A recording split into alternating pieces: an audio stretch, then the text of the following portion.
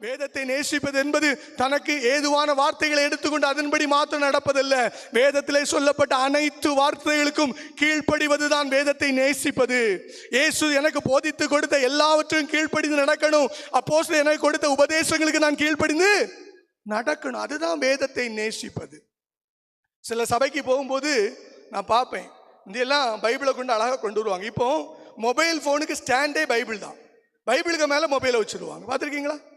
நான் அநேக சபைகளில் பார்க்கும்போது வேதனையாக இருக்கும். இந்த வேத புத்தகம் நம்முடைய கரத்திலே கொடுக்கப்படுவதற்கு எத்தனை ரத்தம் சிந்தப்பட்டிருக்கு தெரியுமா? எத்தனை மனிதர்களுடைய உழைப்பு இருக்கு தெரியுமா? எத்தனை பேர் வெளிநாடுகளிலிருந்து வந்து இங்கே பிரயாசப்பட்டு தன் ஜீவனை கொடுத்தாங்க தெரியுமா? எத்தனை பேர் தன் ஆஸ்திகளை எல்லாம் விற்று இந்த வேதம் நம்முடைய கரத்திலே கிடைப்பதற்கு பிரயாசப்பட்டார்கள் தெரியுமா? அப்படிப்பட்ட விலையேறப்பெற்ற வைரமாகி இந்த வேத புத்தகத்தின் மேலே இந்த உலக பொருளாகிய மொபைல் என்ன செய்யாதீங்க, வைக்காதீங்க. இந்த வேதத்துக்கு மேல எதுவுமே இருக்கக்கூடாது. வேதம் நம்ம மகிழ்ச்சியா இருக்கணும். நம்ம வேதத்தை நேசிக்கிறவளா இருக்கணும். அல்லேலூயா. இந்த திருச்சபையின் மக்கள் வேதத்தை நேசித்து வளர்ந்தா இந்த திருச்சபை மாத்திரமல்ல, உங்கள் குடும்பமும் அழகாய் வளர்க்கப்படுங்க. ஆண்டவர் தண்ணி ஊற்றி வளர்ப்பாரு, உரத்தை வச்சு வளர்ப்பாரு. ஒவ்வொரு நாளும் அறுவடை நீங்க பார்த்து கொண்டே இருப்பீங்க.